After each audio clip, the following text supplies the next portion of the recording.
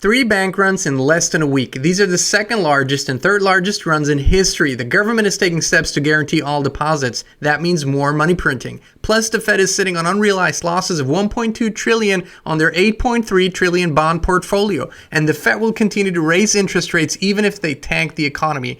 Do you know who are the only ones not afraid? The ones that are invested in gold, because gold is the most stable asset outside of any government control. Thousands have approached Noble Gold Investments to get their hands on gold. Go to noblegoldinvestments.com to secure your wealth now and get a free 5-ounce America the Beautiful coin with each gold or silver IRA if you qualify. noblegoldinvestments.com. noblegoldinvestments.com. Yes, shit is about to hit the fan. It's been hitting the fan on many levels, but it's really going down, and we're just going to see some structural changes that we just haven't seen before. But what this is really about for me is I was sitting outside and realizing there is a place for us.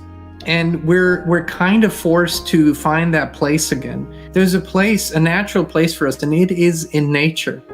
It's where the truth is. And people have reached out over the last days, friends, family, and they say, okay, what should we do now? You know, what's the next thing we should do? And today I was looking at the trees around me, some of them magnificent old trees, just absolutely beautiful. You know, it just came to me how the trees do it. How do they protect life in the future? The most important thing to the tree is the roots. They're the best protected part of the tree. They are underneath the topsoil, right there. They're way underneath. It keeps the tree rooted, but it also allows it to absorb the nutrients and the water that it needs, right? And then it pulls everything up into the whole system.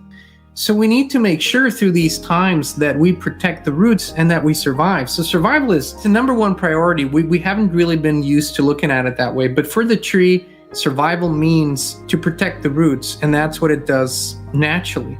The second most protected thing are the seeds. I mean, you can count the seeds in an apple, but you cannot count the apples in a seed, which means there's such a potential in every seed, but still the seed is very much protected. The seed is the future. The seed is the continuation, so it's the children. What this did to me on a spiritual level is it calls me back to the roots every single time. Every time it gets too complicated, every time it gets too far away from nature, it just calls me back naturally. And another part of this realization is when you go out and you do things with your hands and you put your hands in the dirt and you touch the bark of a tree and you get dirty. That's a beautiful kind of dirty. When I go into the city, after a few hours, I have to get back out of it. And then the first thing I do is I shower. That dirt feels nasty, but the dirt from the woods, from the soil, from the trees, it's beautiful. It feels good. And we need to do things with our hands again. We need to reconnect and also sometimes feel the soreness of our muscles when we put in some work, chop wood. I love chopping wood.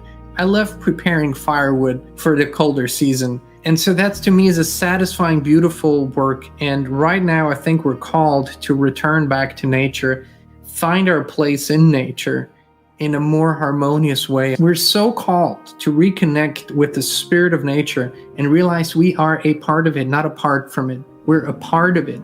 If you live in a city or if you live in an apartment, still find the park, find a body of water, listen. The birds are telling you things. The squirrels are talking to you. Everything in nature, when the human being arrives and when you are vibrationally present, spiritually present in that natural space, everything reacts to you. Because nature, like everything else, wants to gravitate towards the highest vibration. So the animals will pay attention to you. They'll want to communicate with you. They want your attention. They want your loving gaze. As do the plants. That's where the truth is. If you listen, you'll hear it in the wind, you'll hear it in the water, you'll hear it in the leaves, you'll hear it in the animals. Everything gives us messages. And it has been said before that God had really created the book of wisdom. There are words to be read and stories to be read in the plants. And these are things I can only convey to you by saying them, but I can't tell you how to get there other than to go into nature and immerse yourself. And it's kind of like when you are in a conversation with someone else and you give that someone else your full attention. You tune in, right?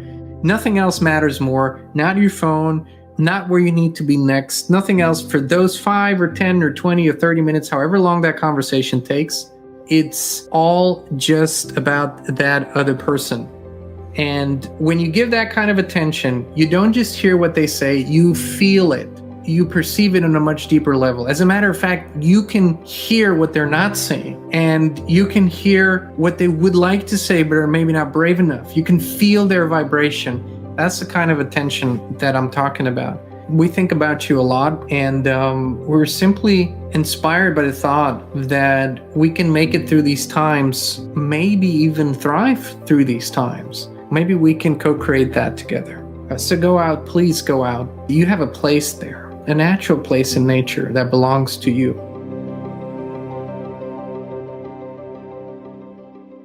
We're more dedicated than ever to provide authentic, truthful, and uncensored information and inspiration. That's why we created the Inspired community on the free speech platform Locals. There's no censorship, a free flow of information, and it's more personal and intimate. And you can join us as a free member or a paid supporter. Please visit inspired.locals.com and join us today.